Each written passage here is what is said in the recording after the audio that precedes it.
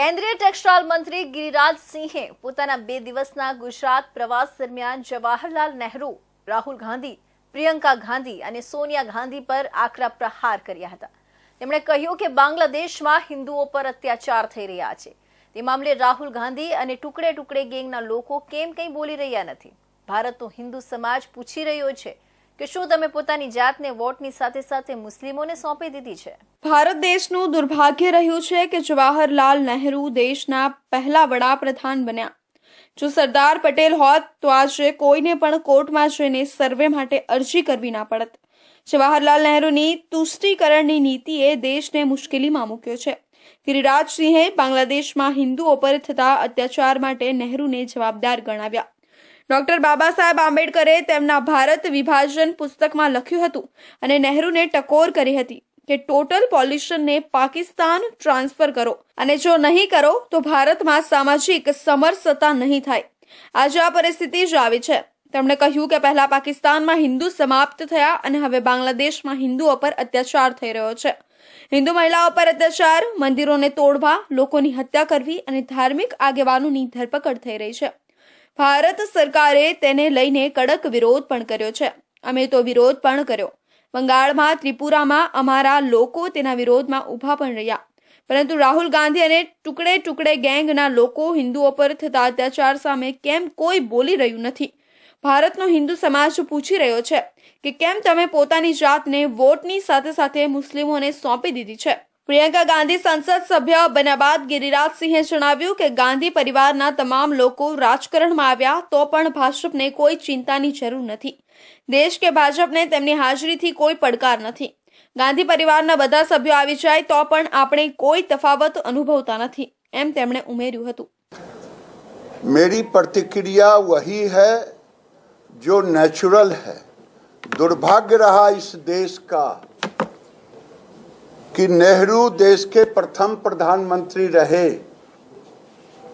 अगर सरदार पटेल होते तो आज किसी को कोर्ट में जाकर के सर्वे के लिए अर्जी नहीं देना पड़ता। ये तुष्टीकरण के नीति के कारण नेहरू ने पूरे झंझट लगाने का काम किया। अगर ऐसे मस्जिदों को पहले ही हटा दिए गए होते तो ये होता नहीं। लेकिन किसी ने अर्जी डाली कोर्ट में, कोर्ट ने आदेश दिया सर्वे का, तो ये कानून को जो नहीं मानने वाले हैं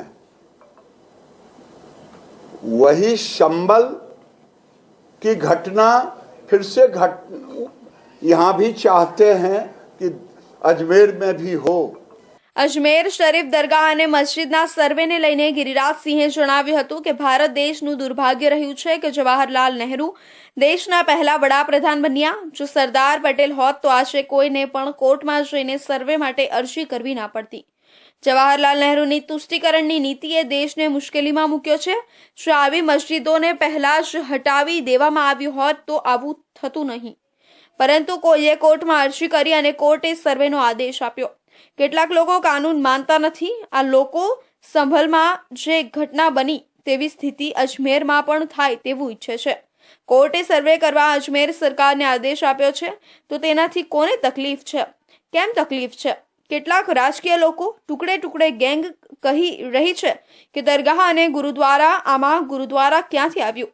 અફવા ફેલાવવાનું કામ કેમ કરી રહ્યા છો? મુગલોના સમયમાં ગુરુદ્વારાએ ભારતના હિન્દુઓને બચાવવાનું કામ કર્યું હતું। કેન્દ્ર સરકારે 70 વર્ષ કરતા વધુ વયના તમામ વૃદ્ધજનોને આયુષ્માન ભારત યોજનામાં સમાવેશ કરવાની પહેલ અંતર્ગત વડીલોને આ યોજનાનો લાભ મળી રહે તે માટે ઓલપાડ મુખ્ય પ્રાથમિક શાળા ખાતે વન પર્યાવરણ રાજ્યમંત્રી મુકેશ પટેલની પ્રેરક ઉપસ્થિતિમાં આયુષ્માન વય વંદના કાર્ડ કેમ્પ યોજાયો હતો, જેમાં મંત્રીના હસ્તે લાભાર્થીઓને વય વંદના કાર્ડ અર્પણ કરવામાં આવ્યા હતા। સરકાર દ્વારા આયુષ્યમાન ભારત પ્રધાનમંત્રી જન આરોગ્ય યોજના અંતર્ગત 70 વર્ષથી વધુ વયના તમામ વરિષ્ઠ નાગરિકોને સામાજિક આર્થિક સ્થિતિને ધ્યાનમાં લીધા વગર આયુષ્યમાન વય વંદના કાર્ડનો લાભ આપી પીએમ જેવાય યોજના સંલગ્ન હોસ્પિટલોમાં સારવાર મેળવી શકે તે માટે આધાર કાર્ડથી એનરોલમેન્ટ કરી આયુષ્યમાન વય વંદના કાર્ડ ઇસ્યુ કરવામાં આવે છે, જેનો લાભ મેળવવા આવેલા વડીલોને વંદન કરી તેમણે આ યોજનાનો વધુમાં વધુ લાભ મેળવવા અનુરોધ કર્યો હતો. વધુમાં મંત્રીએ ઉમેર્યું હતું કે મુશ્કેલીની ઘડીમાં સરકારની જનકલ્યાણકારી યોજનાઓ પરિવારને સુરક્ષા કવચ પૂરું પાડે છે. ગંગા સ્વરૂપા બહેનોને દર મહિને ₹1250ની આર્થિક સહાય ઘર બેઠા સીધા ઓનલાઈન તેમના બેંક ખાતામાં આપવામાં આવે છે. પરિવારના આધારરૂપ ભૂમિકા પુત્રની હોય છે. ત્યારે વડાપ્રધાન નરેન્દ્ર મોદી વયવંદના કાર્ડ થકી દેશના વડીલોની પુત્ર સમાન દરકાર લઈ રહ્યા છે. આજે ઓલપાડ ખાતે એક સીટાણ ખાતે અને એક ઓલપાડ ખાતે આયુષ્ય મંદિરનું ખાતમુહૂર્ત પકડવામાં આવ્યું. આજે 155 ઓલપાડ વિધાનસભાના તમામ 70 વર્ષની ઉપરના નાગરિકોને આયુષ્ય વન વંદનાનો કાર્યક્રમ રાખવામાં આવ્યો હતો. 155 ઓલપાડ વિધાનસભાના ઓલપાડ તાલુકાની અંદર 22,000 જેટલા 70 વર્ષથી વધુના વયના વડીલો ધરાવે છે.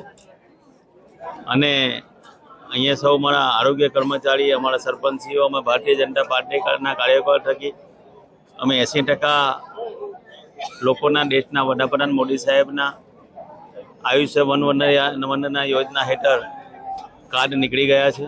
આ પ્રસંગે તાલુકા પંચાયત પ્રમુખ નીતાબેન પટેલ, ઉપપ્રમુખ કિરણ પટેલ, સરપંચ આનંદભાઈ, જિલ્લા પંચાયતના સભ્ય સીતાબેન, અગ્રણી બ્રિજેશ પટેલ, કુલદીપસિંહ રાઠોડ, સુનિલ પટેલ, તાલુકા પંચાયત સભ્યો અને સંગઠનના કાર્યકરો, આરોગ્ય અધિકારી, કર્મચારીઓ, શિક્ષકગણ સહિત 1500થી વધુ સંખ્યામાં વડીલ લાભાર્થીઓ ઉપસ્થિત રહ્યા હતા.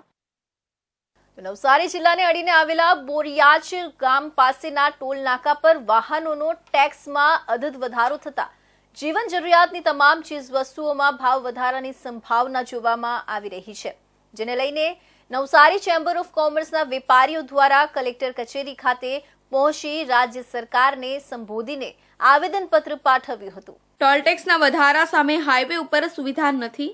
ઠેર ઠેર ખાડા પડતા વાહન ચાલકો જીવના જોખમે ત્યાંથી પસાર થાય છે. જર્જરિત રોડ રસ્તા હોવા છતાં પણ સરકાર ટોલ ટેક્સ કઈ રીતે વધારી શકે તેને લઈને પ્રશ્નાર્થ ઉભો કર્યો હતો. સરકાર દ્વારા ટોલ ટેક્સ ઉપર 75% વધારો ઝીંકી દેતા તમામ ઉદ્યોગ ધંધા ઉપર વિપરીત અસર થવાની સંભાવનાને જોતા વેપારીઓએ ચિંતા વ્યક્ત કરી રાજ્ય સરકારને સંબોધન કરતો એક આવેદન જિલ્લા કલેક્ટર આગ્રીને આપ્યું હતું. સાથે જ રોડ રસ્તાની જે હાલત છે તેમાં પણ મરામત યુદ્ધના ધોરણે કરવામાં આવે તેવી માંગ કરવામાં આવી છે. વધેલો ટેક્સ ઘટાડવામાં આવે તેવી ઉગ્ર સ્વરૂપે માંગ કરવામાં આવી છે. જો ઘટાડો ન થાય તો આગામી સમયમાં ગાંધીજી ચિંધ્યા માર્ગે આંદોલન કરવાની ચીમકી પણ ઉચ્ચારવામાં આવી છે. ગુજરાત સરકારે 70% જેટલો ટોલ ટેક્સ વધારીને પ્રજા ઉપર જે બોજ લાદ્યો છે એના વિરોધમાં આજે અમે આવેદનપત્ર આપ્યું છે. બોરિયાજ ટોલનાકા અને કામરેજ ટોલનાકા વચ્ચે જે રોડ મંત્રાલયના જે કાયદા અનુસાર 68 કિલોમીટરનું અંતર હોવું જોઈએ એની જગ્યાએ એક તો 55 કિલોમીટરની અંદર જ આ ટોલનાકું ગોઠવવામાં આવ્યું છે. ભારત સરકારનું સૌથી વધુ કમાણી કરતું આ 3જા નંબરનું ટોલનાકું છે, ત્યારે શોષણ કરવામાં ગુજરાત સરકારે કોઈ પીછેહટ કરી નથી. આજે જ નવસારીમાં પણ વાહન વેરો વધારીને પ્રજાનું ઓર શોષણ કરી રહ્યા છે. સાથે જ વેપારીઓ રજૂઆત કરી હતી કે નવસારી વિજલપુર નગરપાલિકા દ્વારા 1% આજીવન વાહન વેરો ઝીંકવામાં આવ્યો છે, જેની નોટિસ પ્રસિદ્ધ કરવામાં આવી છે. આ નિર્ણયને લઈને the Navsari district chamber of commerce and ઇન્ડસ્ટ્રીના વેપારી આલમ અને નગરજનોના હિતમાં તેઓ વિરોધ નોંધાવ્યો હતો. આ નિર્ણયને પાલિકા પડતો મૂકે તેવી પણ તેમણે માંગ કરી છે. ગુજરાત ઇન્ડિપેન્ડન્ટ પ્રી-સ્કૂલ એસોસિએશન દ્વારા પ્રી-સ્કૂલ નોંધણી નિયમમાં રહેલી વિસંગતતા દૂર કરી નવી પોલિસી બનાવવાની રજૂઆત કરવામાં આવી હતી. રાજ્યમાં ચાલતી પ્રી-સ્કૂલને લઈને રાજ્ય સરકાર દ્વારા જે નિયમો લાગુ કરવામાં આવ્યા છે તે નિયમોમાં કેટલીક વિસંગતતાઓ બાબતે ગુજરાત ઇન્ડિપેન્ડન્ટ પ્રી-સ્કૂલ એસોસિએશન દ્વારા સુરતમાં વિરોધ નોંધાવવામાં આવ્યો હતો. ગુજરાત સરકાર દ્વારા પ્રી સ્કૂલ નોંધણીને લઈને જે નિયમો કડક કરવામાં આવ્યા છે તે નિયમોમાં કેટલીક વિસંગતતાઓ હોવાને લઈને Gujarat independent pre school association દ્વારા વિરોધ નોંધાવવામાં આવ્યો હતો. રાજ્ય સરકાર દ્વારા જે નિયમ ઘડવામાં આવ્યા છે તેમજ જે જગ્યા પર પ્રી સ્કૂલ ચાલુ કરવાની હોય તે જગ્યાની BU પરમિશન ફરજિયાત કરવામાં આવી છે. આ ઉપરાંત જે જગ્યા પર આ પ્રી સ્કૂલ ચાલતી હોય તેનો 15 વર્ષનો ભાડા કરાર ફરજિયાત કરવામાં આવ્યો છે. આ નિયમોમાં ફેરફાર કરવામાં આવે તેવી રજૂઆત પ્રી સ્કૂલ સંચાલકો દ્વારા કરવામાં આવી રહી છે અને તેને જ લઈને મોટી સંખ્યામાં પ્રી સ્કૂલના સંચાલકો સુરત કલેક્ટર કચેરી ખાતે પહોંચ્યા હતા. રાજ્ય સરકારની ગાઈડલાઈન જે પ્રી સ્કૂલો છે તેના પર નવી ગાઈડલાઈનનો નિયમો અનુસાર લાદવામાં છે. તેના સામે જે સ્કૂલો સંચાલકો છે જે સ્કૂલ ટીચર તેમનો વિરોધ જોવા મળ્યો છે. ગુજરાતના સુરત શહેરમાં જોઈ શકો છો કલેક્ટર કચેરી આ લોકો આવેદન આપવા પૂછે છે. મોટી સંખ્યામાં અહીંયા શિક્ષકો મહિલા શિક્ષક જે જૈન શિક્ષકો જોડાયા છે. આપણે વાત કરીશું શું માંગણી છે એમની સરકાર પાસે શું અપેક્ષા છે. જી આપનું નામ? અમે લોકો ગુજરાત ઇન્ડિપેન્ડન્ટ એસોસિએશન તરફથી સુરતની બધી જ પ્રીસ્કૂલના ઓનરો અહીંયા ભેગા થયેલા છે અને અમે લોકો અહીંયા જે અમને અમુક મુદ્દાઓ છે જે નવી એજ્યુકેશન પોલિસીને લઈ અને અમારા માટે અશક્ય છે તો અમે લોકો સરકારની સાથે છીએ પણ અમને સરકાર થોડો સપોર્ટ કરે અમુક અમારા મુદ્દા છે એના માટે અમે લોકો અહીંયા ભેગા થયા છે. કયા કયા મુદ્દા પર જે સરકાર પાસે માંગણી છે તમે શું કરવા કયા મુદ્દા છે જે તમને નથી પૂરી કરી શકતો સરકાર તેવી વાત શું? હા, અમારા અત્યારે જે મેઇન મુદ્દા છે એમાં એક BU સર્ટિફિકેટ છે કે જે BU સર્ટિફિકેટમાં અમને કોઈ વાંધો નથી. BU સર્ટિફિકેટ કે સ્ટ્રક્ચર સ્ટેબિલિટી સર્ટિફિકેટ અમે બી બાળકોના સારા ભવિષ્ય માટે જ કામ કરીએ છીએ. અમને એવું છે કે સરકાર અમારું કોમર્શિયલ હોય, રેસિડેન્શિયલ હોય કે પછી એજ્યુકેશનલ BU હોય તો એ ચલાવી લે અને એ કંઈ ન હોય તો અમે સ્ટ્રક્ચર સ્ટેબિલિટી સર્ટિફિકેટ બી સરકાર ચલાવે એ અમારો मेन मुद्दों है. બીજી શું માંગણી છે સરકાર પાસે? वंदे मातरम. एक हमारा ये है कि जो गुजरात प्री स्कूल गाइडलाइंस में एक टॉपिक है 15 साल का लीज एग्रीमेंट. तो हमने 10 महीने से 8 महीने से पूरा कोशिश किया. 80% जितनी भी प्री स्कूल हैं किसी को भी कोई भी रेंट जो ऑनर है लैंडलॉर्ड है वो रेडी नहीं है 15 साल का लीज एग्रीमेंट देने के लिए. तो हमारी निवेदन है सरकार से कि एटलीस्ट 11.5 महीना या 11 महीने का हमें एग्रीमेंट का परमिशन दे दे और फिर हम वैसे ईयरली उसको रिन्यूअल करवाते जाएंगे. और रही बात उसकी लाइक स्पेशल स्टेबिलिटी सर्टिफिकेट और वो सारी चीज़ों के लिए जैसे जो मैम ने बताया उसको कंटिन्यू.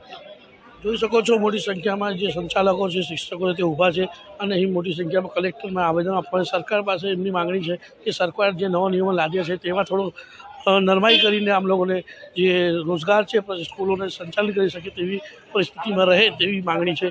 કેમેરામેન રવિ વેન્ડે સાથે સુનિલ પ્રજાપતિ, ઇન્ડિયા ન્યૂઝ, સુરત.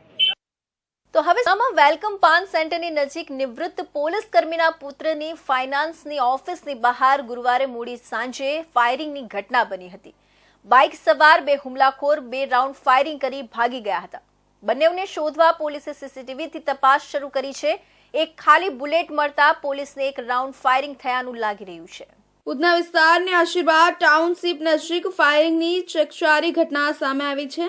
આરાધ્યા કોર્પોરેશનની ઓફિસ પર બાઇક પર આવેલા 2 શખ્સોએ 2 રાઉન્ડ ફાયરિંગ કરી નાસી છૂટ્યા હતા. ઘટનાથી સમગ્ર વિસ્તારમાં દહેશતનો માહોલ છે. આરાધ્યા કોર્પોરેશનની ઓફિસ પાસે બાઇક પર 2 શખ્સો આવી પહોંચ્યા અને તુરંત ફાયરિંગ શરૂ કર્યું. 7 વર્ષ પૂર્વે સ્પેશિયલ બ્રાન્ચમાંથી ASI તરીકે નિવૃત્ત થનાર સુરેશ પવારનો પુત્ર દીપક આરાધ્ય કોર્પોરેશનના નામે ફાઇનાન્સનું કામ કરે છે. દીપક VCની જેમ અંદરોઅંદર સભ્યોને વ્યાજે નાણાં આપતો હતો. ઘટના સમયે દીપક તેના મિત્રો સાથે ઓફિસમાં હતો. હુમલાખોરોએ ફાયરિંગ કરતા બુલેટ ઝાડ સાથે અથડાઈને ઓફિસમાં ભગવાનના ફોટાને અડી હોવાની વાત સામે આવી છે. શહેરમાં નાકાબંધી કરી હુમલાખોરોને પકડવા પોલીસે નજીકના દુકાનદારોના નિવેદનો લીધા છે. ફાઇનાન્સની ઓફિસ પર કેમ ફાયરિંગ કરાયું તે હજુ સુધી પોલીસ જાણી શકી નથી. ફાઇનાન્સરની કોઈની સાથે કોઈ દુશ્મની પણ ન હતી. પોલીસની પ્રાથમિક તપાસ મુજબ એક ગોળી ઘટના સ્થળેથી કબજે કરવામાં આવી છે, જ્યારે બીજી ગોળીને શોધવા માટે આસપાસના વિસ્તારમાં તપાસ ચાલી રહી છે. ઘટનાની જાણ થતાં જ ઉધના પોલીસનો કાફલો તાત્કાલિક સ્થળ પર પહોંચી ગયો હતો. ઘટના સ્થળે તપાસ દરમિયાન ઓફિસના કાચ પર ગોળી મારવાના નિશાન પણ મળ્યા છે. પોલીસે સીસીટીવી ફૂટેજના આધારે આરોપીઓની ઓળખ માટે તપાસ શરૂ કરી છે. ફાયરિંગની ઘટનાને પગલે આસપાસના વિસ્તારમાં લોકોમાં ડરનો માહોલ છવાયો છે. પોલીસ હવે વિસ્તારના સીસીટીવી ફૂટેજ અને બાકીના ફોરેન્સિક પુરાવાઓના આધારે આરોપીઓ સુધી પહોંચવાનો પ્રયાસ કરી રહી છે. ઉધના વિસ્તારમાં વેલકમ પાન સેન્ટરથી બીચ પોઈન્ટ બાજુ જઈએ ત્યારે વચ્ચે આરાધ્યા ફાઇનાન્સ કરીને એક ફાઇનાન્સની જે કંપની છે, શોપ છે, એમાં એક ફાયરિંગની ઘટના બની છે. આ ઘટનામાં જે પ્રાથમિક વિગત છે એ મુજબ એક બાઇક ઉપર 2 જણાએ આવી અને આ ફાયર કર્યા હોવાની માહિતી છે. અત્યાર સુધી પોલીસને 1 બુલેટ મળી છે, એટલે પ્રાથમિક દ્રષ્ટિએ કહી શકાય કે 1 બુલેટ ફાયર થયેલ છે. પોલીસ તપાસ કરી રહી છે કે હકીકતમાં શું બનાવ છે. જેનો ફાઇનાન્સની આ જે ઓફિસ છે એને પણ વધારે ઊંડાણપૂર્વક પૂછપરછ કરી રહ્યા છે. ઉધના પોલીસનું કહેવું છે કે આ ઘટના કયા કારણસર થઈ છે તેની પાછળના કારણો શોધવા માટે ચર્ચા ચાલી રહી છે. આ ઘટના અપરાધી ગેંગની અડ્ડીથી સંકળાયેલી છે કે નહીં તે પણ તપાસવામાં આવી રહ્યું છે. આ કેસમાં તાત્કાલિક કાર્યવાહી કરી સુરત પોલીસ દ્વારા શખ્સોને ઝડપવામાં આવ્યા તો ઘટના વિશે વધુ ખુલાસો થઈ શકે છે. સુરત શહેરના રાંદેર પોલીસ મથકમાં અડાજણમાં રહેતા યુસુફ મિયા મોહમ્મદ મંડપવાલા અને તેની પત્ની હબીબા વિરુદ્ધ બળાત્કાર અને છેતરપિંડીનો ગુનો નોંધાયો છે. આરોપીએ હિન્દુ નામ ધારણ કરીને યુવતી સાથે શારીરિક સંબંધ બાંધી લગ્નનો વાયદો કરીને ગર્ભપાત કરાવ્યો હતો.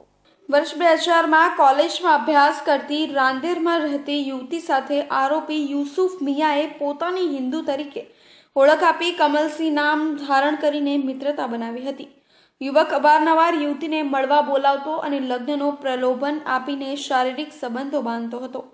આ સમય દરમિયાન યુવતી ગર્ભવતી થઈ હતી, પરંતુ યુસુફ મિયાએ તેને ગર્ભપાત કરાવવા મજબૂર કરી. ગર્ભપાત બાદ પણ યુવક તેની સાથે શારીરિક સંબંધ જાળવતો રહ્યો. 2024માં યુસુફ મિયાએ યુવતીના નામે લોન લઈ મોપેડ ખરીદી હતી. બાદમાં તે મોપેડ તેના પોતાના નામે કરાવવા માટે દબાણ કરતો હતો. યુવતીએ તેનો ઇનકાર કરતા યુસુફ અને તેની પત્ની હબીબા યુવતીના ઘરે પહોંચી ધમકીઓ આપી અને યુવતી પર શારીરિક હિંસા પણ ગુજારી. આ કામના ફરિયાદી બેન છે એ રાંદેરમાં આપણે જે સુરતમાં જ રહે છે અને પોતે એમપીવી કોલેજમાં અભ્યાસ કરતા ત્યારે આ કામના આરોપી છે યુસુફભાઈ કરીને એના હાથે કોન્ટેક્ટમાં આવેલા અને એને પોતાનું નામ જે તે વખતે યુસુફ નહીં બતાવ્યું ને બીજું નામ હિન્દુ નામ બતાવ્યું. પછી આ બીજાના કોન્ટેક્ટમાં આવ્યા. પછી એ લોકો રિલેશનશીપમાં રહ્યા 2000થી અને પછી ધીરે ધીરે આ લોકો પછી આ છોકરીને સાથે શરીર સંબંધ પણ બાંધ્યા અને એને ગર્ભપાત કરે કે એ બી પટાઈ પડે. પછી એને ગાડી લીધી આ આરોપી ફરિયાદી બેનના નામથી અને એ ગાડી ફરિયાદી બેન એના નામ પર કરવા જાય એનાથી ઝઘડો કરીને માર મારેલ છે અને એ મુજબનો બનાવ અગાઉ પણ એ લોકોએ અરજીઓ વગેરે પોલીસ સ્ટેશનમાં કરેલી હતી. આ કારણે આજ રોજ આ ગુનો દાખલ કરવામાં આવેલ છે. બાકી છે હજુ આરોપી ધરપકડ કરવાની. આરોપી આગા પાછા થઈ ગયા છે અને આપણે આરોપીનો પાસપોર્ટ ને પણ મેળવેલ છે અને એને લુકઆઉટ નોટિસ પણ કાઢવાની પ્રોસિજર ચાલુ છે. છોકરીને એમપીવી કોલેજમાં અભ્યાસ કરતા હતા ત્યારે એકબીજાના સંપર્કમાં આવેલા. નામ બદલીને છોકરાએ હિન્દુ નામ બતાવેલું. આ સમગ્ર પ્રકરણમાં ભોગ બનનાર યુવતીએ રાંદેર પોલીસ મથકમાં દુષ્કર્મ અને છેતરપિંડીની ફરિયાદ નોંધાવી.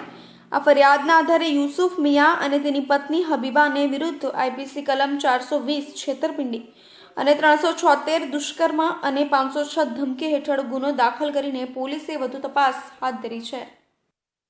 ફાઇનાન્સ અને માર્કેટિંગ જેવા વિષયોમાં ડબલ MBA ડિગ્રી મેળવી અને દેશની મોટી બેંકમાં સિનિયર મેનેજર તરીકે લાખો રૂપિયાનું પેકેજ મેળવ્યા પછી પણ સુરતના વિસ્પી ખરાડીને તે કિક ન મળતું હતું જે તેઓ બાળપણથી ઈચ્છતા હતા. આ જ કારણ છે કે લાખો રૂપિયાના પેકેજને છોડી તેમણે માર્શલ આર્ટ અને રિસ્કી સ્ટન્ટ કરવા શરૂ કર્યા. આજે તેઓ દેશના એકમાત્ર એવા વ્યક્તિ છે કે જેમણે રિસ્કી સ્ટન્ટમાં અલગ અલગ 15 Guinness book of world records મેળવ્યા છે.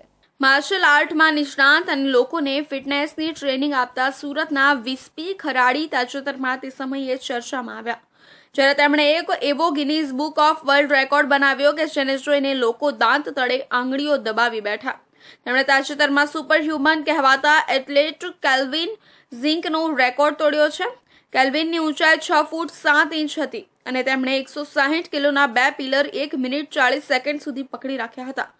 વિસ્પીએ આ જ રેકોર્ડ તોડીને 160 કિલોના 2 પિલર 2 મિનિટ 10 સેકન્ડ સુધી પકડી રાખ્યા. અને કેલ્વિનનો રેકોર્ડ તોડી નાખ્યો. આવા અલગ અલગ સ્ટન્ટ કરીને તેમણે 15 Guinness book of world records તેમના નામે કર્યા છે. વિસ્પીના સ્ટન્ટના ચાહક સ્વયં બોલિવૂડ સ્ટાર અક્ષય કુમાર છે. સામાન્ય રીતે જ્યારે તેઓ Guinness book of world record બનાવે છે ત્યારે અક્ષય કુમારની હાજરી નક્કી હોય છે. વિસ્પી તમામ લોકોને ફિટનેસની ટ્રેનિંગ આપે છે. ખાસ વાત એ છે કે તેઓ સુરત પોલીસના ઘણા જવાનોને પણ ફિટનેસ માટે મફત સેવા આપે છે. આવતા દિવસોમાં તેઓ વધુ રેકોર્ડ બનાવવાની ઈચ્છા રાખે છે, જેથી દુનિયામાં ખબર પડે કે ભારતના લોકો માત્ર માનસિક રીતે જ મજબૂત નથી, પરંતુ શારીરિક રીતે પણ અત્યંત મજબૂત છે. હમણાં સુધી ખાલી 15 ગિનિસ વર્લ્ડ રેકોર્ડ કર્યા છે મેં, અને એની પાછળનું રીઝન કેવું કે એનું એક જ રીઝન છે, પેશન છે. મને બહુ મજા આવે છે જ્યારે બી એક રેકોર્ડની પાછળ જ્યારે મહેનત કરવાની ચાલુ કરું 3 મહિના 4 મહિના પહેલાથી, તો એ જે ટાઈમ ગેપ છે એ બહુ જ મજા આવે. એમાં હું 100% ફોકસ્ડ થઈ જાઉં છું, એટલે એમાં કોન્સન્ટ્રેશન લેવલ એટલું બધું સારું થાય કે એમાં હું ડાયટ લેવું કે મારું સ્લીપિંગ હેબિટ્સ કે હું આખું રૂટીન મારું એટલું ડિસિપ્લિન થઈ જાય જે ઓટોમેટિકલી મને હેલ્ધી વે તરફ લઈ જાય. It is very good. ને એ જ હું પ્રોજેક્ટ પણ કરું છું, એ જ હું ડિસિપ્લિન તરીકે હું બધાને કહેવા બી માંગુ છું. અને નાનપણથી સ્પોર્ટ્સ અને માર્શલ આર્ટ્સમાં હતો જ. ઘણી બધી સ્પોર્ટ્સમાં હું નેશનલ લેવલ અને સ્ટેટ લેવલ પર રમતો જ હતો.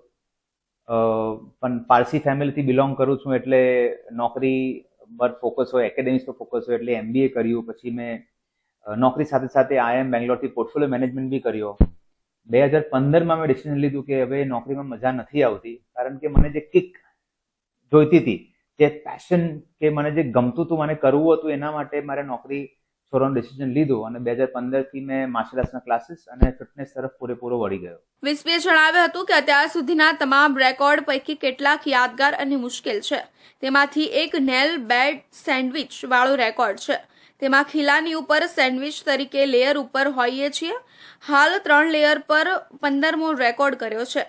એ ટીમ એફર્ટ્સ કારણે ખૂબ જ મુશ્કેલ સ્ટન્ટ હોય છે, કારણ કે એમાં મારી સેફટીની સાથે મારી ટીમની સેફટી પણ જોવી જરૂરી છે. કોઈને કશું થવું ન જોઈએ. અને ઇન્ડિવિજ્યુઅલ રેકોર્ડની વાત કરું તો આયર્ન ડોટ બેન્ડિંગ વિથ હેડ જે રેકોર્ડ કર્યા હતા એ ખૂબ જ મુશ્કેલ સ્ટન્ટ હતો. અને 14મો રેકોર્ડ હતો હેક્યુલસ પિલર વાળો મેક્સિમમ ટાઈમ હોલ્ડિંગ રેકોર્ડ મળ્યો છે, જે અત્યાર સુધીમાં મારી માટે સૌથી મુશ્કેલ રેકોર્ડ છે. સુરતમાં ફરી એક વખત શ્વાનનો આતંક સામે આવ્યો છે. પાંડેસરા વિસ્તારમાં 2 વર્ષની બાળકી પર શ્વાને હુમલો કર્યો છે. બાળકીના આંખ અને કપાળ પર ઈજાઓ પહોંચી હતી, જેથી તેને સુરતની નવી સિવિલ હોસ્પિટલ ખસેડવામાં આવી છે. પરિવારજનોએ આક્રોશ વ્યક્ત કરતા જણાવ્યું હતું કે મહાનગરપાલિકા દ્વારા કોઈ કામગીરી કરવામાં આવતી નથી. ફરિયાદ બાદ શ્વાનને પકડી જાય છે, બાદમાં ફરી છોડીને જતા રહે છે. સુરત શહેરમાં રખડતા શ્વાનોનો આતંક ફરી એક વખત સામે આવ્યો છે. અગાઉ પણ શ્વાનોના હુમલાની ઘટનાઓથી લોકોમાં ભારે આક્રોશ જોવા મળ્યો હતો. ત્યારે સુરતના પાંડેસરા વિસ્તારમાં કૈલાશ ચોકડી પાસે આવેલી શાંતિ નિકેતન નગર સોસાયટીમાં 2 વર્ષની બાળકી પર શ્વાને હુમલો કર્યો હતો. શ્વાને બાળકીને આંખ અને કપાળ પર ઈજાઓ પહોંચાડી છે. શ્વાનના હુમલાને કારણે બાળકીને ટાંકા લેવાની નોબત આવી છે. પાંડેસરામાં ઘર આંગણે રમતી 1.5 વર્ષની એક બાળકી પર રખડતા શ્વાને હુમલો કરીને આંખના ભાગે તેમજ માથા પર બચકા ભરી લીધા હતા. બાળકીની બૂમો સાંભળીને તેના દાદી દોડી ગયા હતા અને કૂતરાના મોંમાંથી બાળકીને માંડ છોડાવી હતી. ત્યારબાદ પરિવારે બાળકીને લોહીલુહાણ હાલતમાં હોસ્પિટલમાં ખસેડી હતી. હાલ બાળકીને પ્રાથમિક સારવાર આપવામાં આવી રહી છે. मेरी बच्ची बाहर खेल रहे थे, कुत्ते ने उसके ऊपर हमला कर दिया. सिर्फ 2-3 टाके आए हुए हैं, ये साइड पूरा कट गया है, पूरा उसने निकाल दिया काट के. SMC वाले आते ही नहीं है, सुनने में आ रहा आए थे, पकड़ के लेके गए थे, फिर छोड़ दिए. और उसने 2-3 लोग को हमला किया हुआ है. कोई सुनवाई नहीं है. आपके थ्रू देखते हैं अगर कोई सुनता है तो. सरकार से यही मांगे उन लोगों को थोड़ा नियंत्रण करें और क्या, पकड़े उसको, इंजेक्शन लगाएं. हाँ, कल किसी और के साथ भी हो सकता है, हो ही रहा है ना. अभी वो फिर बाहर ही घूम रहा है, वो कोई सुनवाई नहीं है. દિશાની સર્જરી કરવામાં આવી હતી. તબીબોનું કહેવું હતું કે કૂતરાના હુમલામાં દિશાની આંખ માંડ બચી ગઈ હતી. જો સમયસર છોડાવવામાં નહીં આવે તો ગંભીર ઈજા થઈ શકી હોત. કપરાડા તાલુકાના વાડધાથી સંઘ પ્રદેશ દાદરા નગર હવેલીના રાંધા ગામને જોડતો રસ્તો ખરાબ હાલતમાં હોવાનું સામે આવ્યું છે, જ્યાં અવરજવર કરતા વાહન ચાલકો પરેશાન થઈ ગયા હોવાથી આક્રોશ જોવા મળી રહ્યો છે. અવરજવર કરતા વાહન ચાલકો દ્વારા રસ્તો રિપેરિંગ કરવા માંગ કરવામાં આવી રહી છે. ગુજરાત રાજ્યના છેવાડે આવેલા કપરાડા તાલુકાના વાડધા ગામ જે સંઘ પ્રદેશ દાદરાનગર હવેલીના રાંધા ગામને જોડતો માર્ગ છે. આ રસ્તા પર રોજિંદા હજારોની સંખ્યામાં ગાડીઓ પસાર થાય છે. કપરાડા તાલુકા અને દાદરાનગર હવેલી એક રોટી બેટીનો વ્યવહાર ચાલે અને કપરાડાના મોટા ભાગના લોકો દાદરાનગર હવેલીમાં નોકરી કે અન્ય કામ માટે આ જ રસ્તા પરથી પસાર થતા હોય છે. અને ગુજરાતના દહીખેડ, બુરવડ, ફતેપુર, કરચોડ, પીપરોની, વારોલી, જંગલ જેવા 15થી વધુ ગામડાઓ કપરાડા તાલુકાના પંચાયત કચેરી અને મામલતદાર કચેરી અન્ય કચેરીમાં કામકાજ માટે આ જ રસ્તા પરથી પસાર થવું પડે છે. મનાલ અને વાડધા ગ્રુપ ગ્રામ પંચાયતના સરપંચ જયેન્દ્ર ગામિત દ્વારા અનેકવાર તંત્રને રજૂઆત કરી છે. હવે જોવું રહ્યું કે આ રસ્તો ક્યારે રિપેરિંગ થાય, રસ્તો વહેલી તકે રિપેરિંગ થાય એવી લોક માંગ ઉઠી છે. કપરાડાનું છેવાડાનું ગામ વાડધા અને વાડધા જે ગામ છે એ સંઘ પ્રદેશ દાદરાનગર અડીને આવેલું ગામ છે. જ્યારે વાડધા ગામે જે મુખ્ય રસ્તો છે એ દાદરાનગરને જોડે છે. એ રસ્તો અતિ બિસ્માર છે. એ મુદ્દે આપણે જે વાડધા મનાલાના ગ્રુપ ગ્રામ પંચાયત સરપંચ છે જયેન્દ્રભાઈ ગાવી તેમની સાથે વાત કરીશું. જયેન્દ્રભાઈ, વાડધામાં જે રસ્તો છે સેલવાસને જોડતો એ અતિ ખરાબ છે, શું કહેશો એ મુદ્દે? વાડધા લઈને જે રાંધા બોર્ડર સુધીનો જે રસ્તો છે એ ખૂબ જ બિસ્માર હાલમાં પણ છે. અમે ચોમાસા અગાઉ પણ જે તે બાંધકામ રોડ ખાતા કચેરીને અધિકારીને લેખિતમાં રજૂઆત કરી હતી. ત્યારબાદ અત્યારે પણ 2 મહિના પહેલાં જેવું ચોમાસું પૂરું થયું તરત જ અમે લેખિતમાં અને રૂબરૂ અધિકારીને પણ મુલાકાત કરીને એમણે રજૂઆતો કરી કે રસ્તો ખૂબ જ ખરાબ છે, તાત્કાલિક ધોરણે એ રસ્તો રિપેર કરો એવી અમે લેખિત અને મૌખિકમાં પણ એમને રજૂઆતો કરી છે. છતાં પણ એ રસ્તો હાલમાં રિપેર કરેલ નથી. એવા રસ્તા તો રોહિયાળ પણ એવા નાના અલગ અલગ ગામના રસ્તાઓ પણ ખૂબ જ ખરાબ હાલતમાં છે, જેના કારણે એમ્બ્યુલન્સ માટે ખૂબ મુશ્કેલી, લોકોને અવરજવર માટે પણ ખૂબ જ મુશ્કેલીનો સામનો કરવો પડે છે. તો તંત્રને અમે એવી અપીલ ભલામણ કરીએ કે તમામ આવા નાના મોટા રસ્તાઓ જે ખાડા પડેલા છે રિપેર કરી સર્વે કરીને રિપેર કરો એવી અમારી માંગ છે. આ રસ્તો રિપેરિંગ માટે આગળની કાર્યવાહી જયેન્દ્ર ગાવિત કરશે, કેમ કે આ રસ્તો અતિ ખરાબ બિસ્માર હાલતમાં છે. વહેલી તકે રસ્તો બનાવવામાં આવે એવી લોક માંગ ઉઠી છે. Jagdish Bonge, India News Gujarat, Kaprada. તો આ હતા સુરત બુલેટિનના મહત્વના સમાચાર. નવા સમાચાર સાથે ફરી મળીશું. ત્યાં સુધી જોતા રહેજો ઇન્ડિયા ન્યૂઝ ગુજરાત.